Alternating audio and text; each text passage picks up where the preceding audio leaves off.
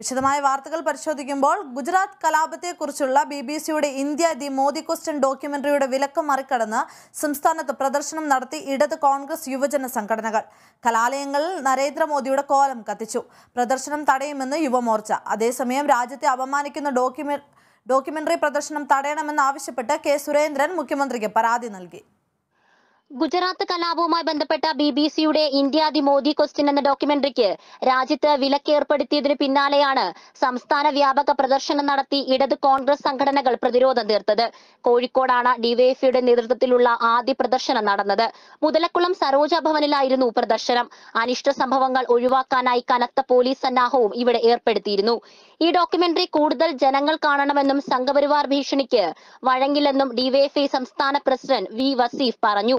2002 മുതൽ ഇന്ത്യയിൽ ഡിവൈഎഫ്ഐയും ഇടതുപക്ഷവും മതനിരപേക്ഷ വിശ്വാസികളും ഒക്കെ പറഞ്ഞുകൊണ്ടിരിക്കുന്ന കാര്യം തന്നെയാണ് ഈ ഡോക്യുമെന്ററിയിലൂടെ അവർ ദൃശ്യാവിഷ്കാരം നടത്തിയത്. തീർച്ചയായിട്ടും ഇത് ജനങ്ങൾ കാണേണ്ടതാണ്. ജനങ്ങൾ സംഘപരിവാറിന്റെ രാഷ്ട്രീയത്തെ ഈ ഡോക്യുമെന്ററിയിലൂടെ തന്നെ വായിച്ചറിയും എന്നുള്ളതാണ് നമ്മുടെ വിശ്വാസം. പിന്നാലെ ഉച്ചകഴിഞ്ഞ് ഫറൂഖ് കോളേജിൽ ഫ്രട്ടേണിറ്റി മൂവ്മെന്റിന്റെ നേതൃത്വത്തിൽ ഡോക്യുമെന്ററി പ്രദർശിപ്പിച്ചു. യൂത്ത് കോൺഗ്രസ് കോഴിക്കോട് ജില്ലാ കമ്മിറ്റിയുടെ നേതൃത്വത്തിൽ വൈകിട്ട് 5-ന് കുറ്റിച്ചിറയിലും പ്രദർശനം സംഘടിപ്പിച്ചു. അതിനിടെ പ്രദർശനം തടയാൻ പോലീസ് തയ്യാറായില്ലെങ്കിൽ പ്രതിഷേധം കടുപ്പിക്കുമെന്ന് യുവമോർച്ച വ്യക്തമാക്കി.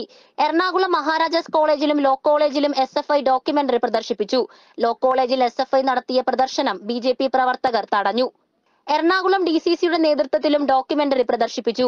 യൂത്ത് കോൺഗ്രസ് തിരുവനന്തപുരം ജില്ലാ കമ്മിറ്റിയുടെ നേതൃത്വത്തിലും പ്രദർശനം നടന്നു.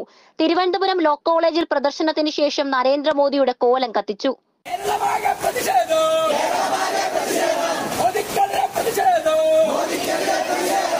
Kerala vision news, Thiruvananthapuram, Kochi, Kozhikode.